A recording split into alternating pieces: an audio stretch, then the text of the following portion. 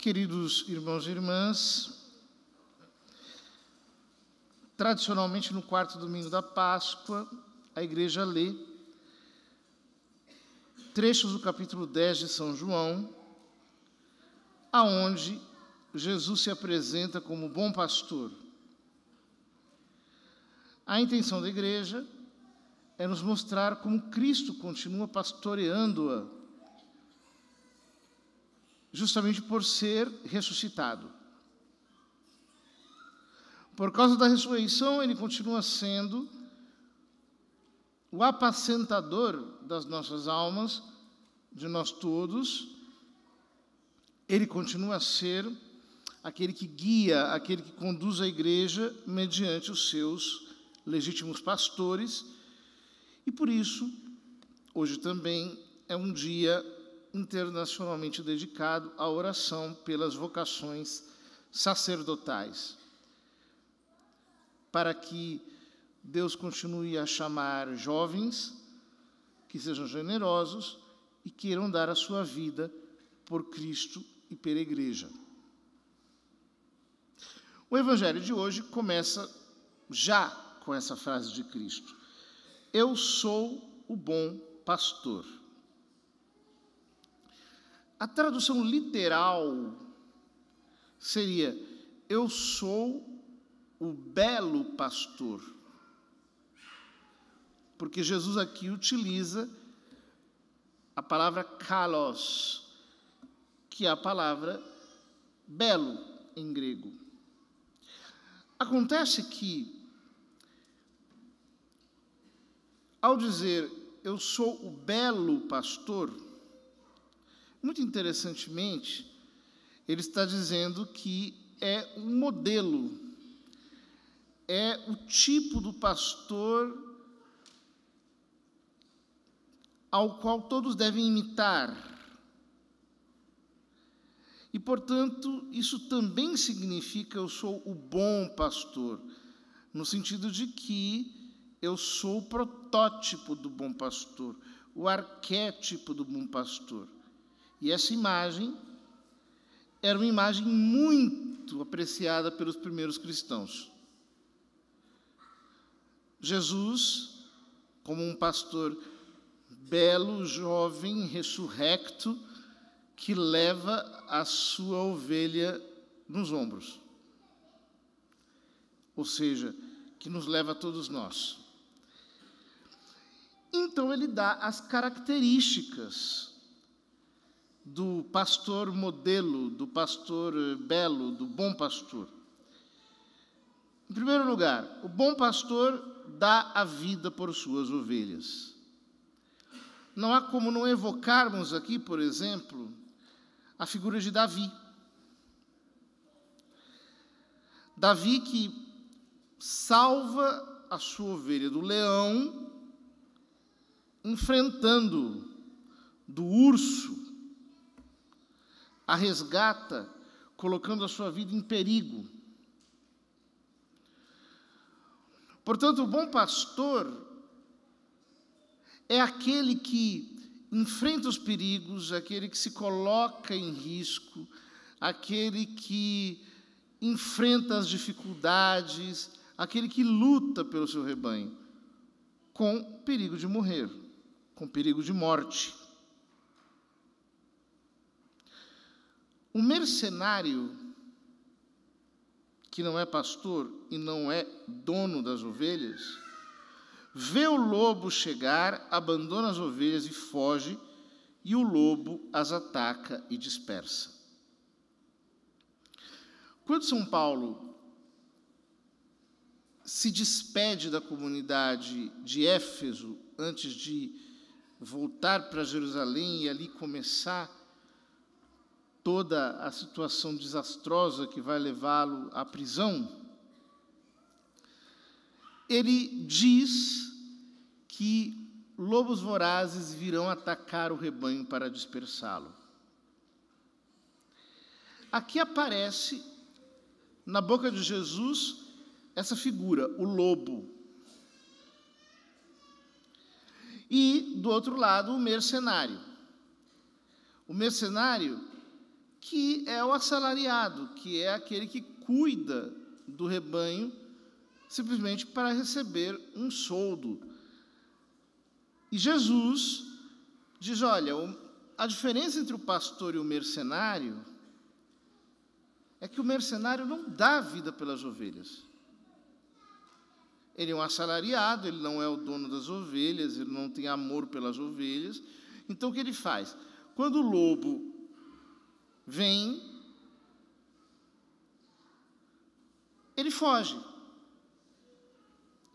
E as ovelhas se dispersam, as ovelhas morrem, e assim por diante. Quem é o lobo? A quem São Paulo se referia quando fala do lobo? A quem Jesus se refere quando fala do lobo? Os pais da igreja diziam que o lobo eram os hereges, que com seu ensino destroem a fé nas almas. O bom pastor, portanto, diferentemente do mercenário, ele enfrenta o erro. De maneira aberta, ele se coloca à frente do rebanho. Porém, Jesus não foi apenas um debelador de heresias. Jesus foi, sobretudo, o nosso Redentor. Então, no contexto de Jesus, quem são os lobos que atacam o rebanho? A comunidade de São João era uma comunidade que estava sendo perseguida. Perseguida pela sinagoga. Perseguida por aqueles que, de fato, eram os considerados bons pastores. De um lado você tinha a classe dos sacerdotes, que era uma classe vendida ao establishment romano, que cumpria todos os interesses do império e que tinha estabelecido uma religião que estava de acordo com tudo aquilo que o Império Romano pagão queria. E do outro lado você tinha os fariseus, que, embora fossem críticos da classe sacerdotal, também viviam devorando o rebanho. Basta nós lembrarmos, por exemplo, no Evangelho de São Mateus, no capítulo 23, quando Jesus diz, ai de vós, fariseus, escribas hipócritas, vós devorais as casas das viúvas com suas grandes orações, vós pagais o dízimo do endo, do cominho, etc., etc. Então, possivelmente, aqui estão representados esses dois grupos. Ou seja, o lobo e o mercenário mudam de figura ao longo do tempo. Mercenário é quem não dá a vida pelo rebanho, mas vive da vida do rebanho. E lobo é todo aquele que, de algum modo, quer manter o rebanho numa posição de usufruto. Ele quer usufruir, ele quer tomar, ele quer tirar, ele quer viver exatamente daquilo que o rebanho pode dar. Ele só vem para, como diz Jesus um pouco acima, roubar, matar e destruir. Então ele diz, o mercenário não se importa com as ovelhas.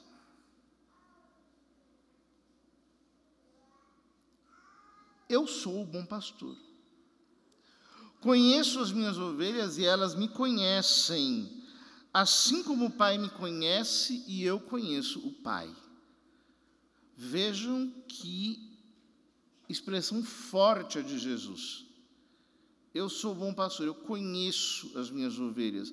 Aqui a palavra conheço, ela não é simplesmente, olha, conheço fulaninho. Não.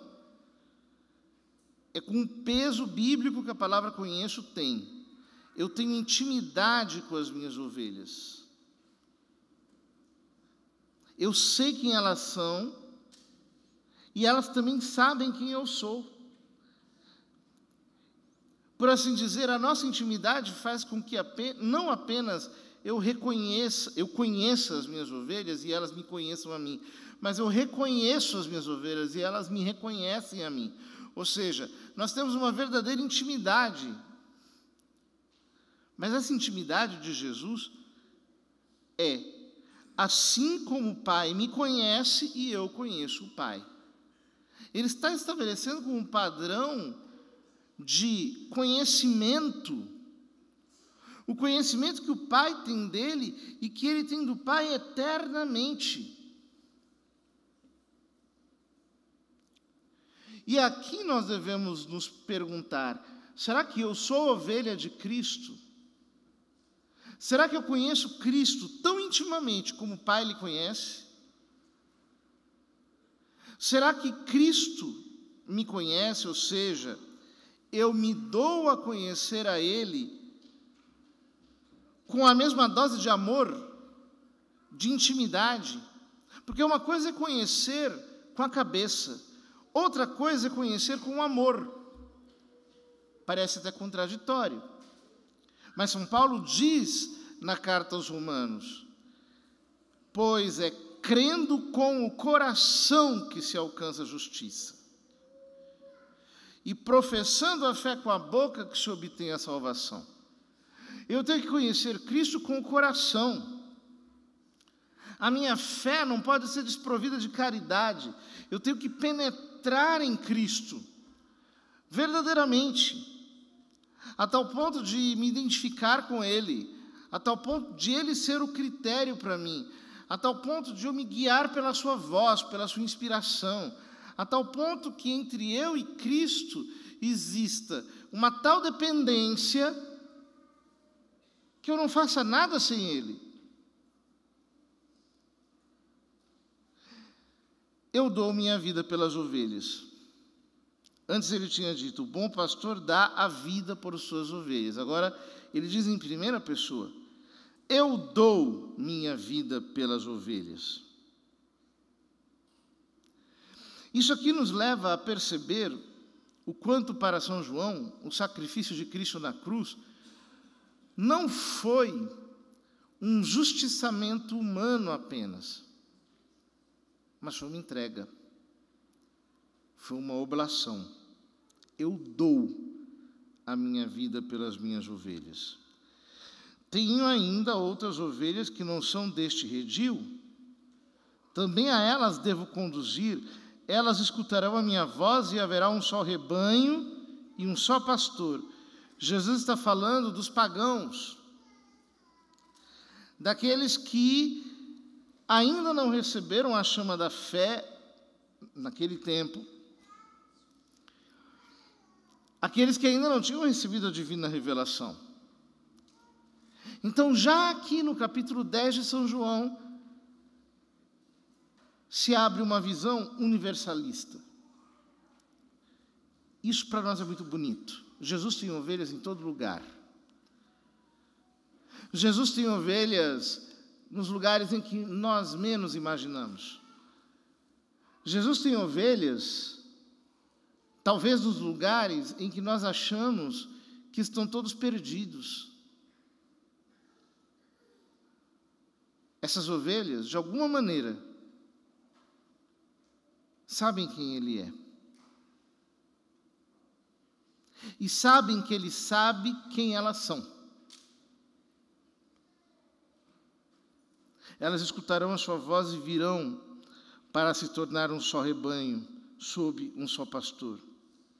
É por isso que o Pai me ama, porque dou a minha vida para depois recebê-la novamente. Ninguém tira a minha vida, eu a dou por mim mesmo. Tenho o poder de entregá-la e tenho o poder de recebê-la novamente. Essa é a ordem que recebi do meu Pai. Jesus diz que o Pai o ama porque Ele dá a sua vida.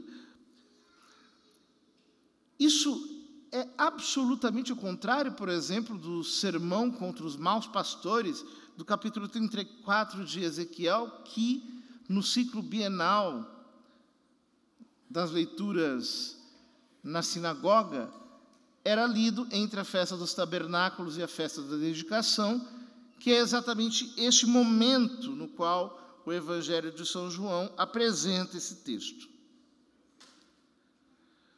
Os maus pastores são censurados por Deus através do profeta Ezequiel.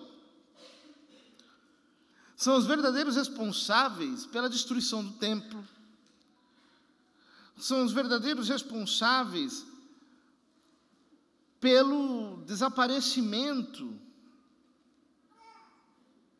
do judaísmo de Jerusalém, por causa do exílio da Babilônia. E aqui nos dias de Jesus acontecerá o mesmo. O templo será destruído, os judeus serão dispersos, essa dispersão será mais radical, aproximadamente 120 anos depois de Cristo. E o que o texto está dizendo, no fundo, é: por quê? Por causa dos maus pastores, que não deram a vida pelas ovelhas, mas que viveram da vida das ovelhas. O texto de Jesus é um tanto subversivo, porque um pastor humano vive da ovelha. Ele mata a ovelha, come a carne, vende a lã, vende a pele. Mas aqui é o contrário. O Evangelho de São João começa chamando Jesus de Cordeiro de Deus. Ele é o pastor que se faz cordeiro para morrer no lugar das ovelhas, para morrer em nosso lugar. Há uma inversão da ordem aqui. E essa inversão da ordem é o que caracteriza toda a verdadeira vocação. A vocação sacerdotal não é uma vocação para um êxito humano ou para algum tipo de sucesso, de lucro. A vocação sacerdotal é uma entrega, ela é uma oblação. E quando alguém se apresenta porque foi chamado por Deus para dar a sua vida. É por isso que em nossa geração tantos jovens não compreendem a beleza da vocação. Porque querem para si, ao invés de se entregarem por Deus e pelo próximo. Peçamos ao Senhor que essa generosidade seja despertada, que a nossa geração possa conhecer ainda a resposta generosa de homens que têm a coragem de se sacrificarem, como é próprio de um homem, sacrificar-se pelo bem dos seus filhos. Que o Senhor nos ajude e que Ele suscite, com o seu poder, numerosas e santas vocações para o sacerdócio.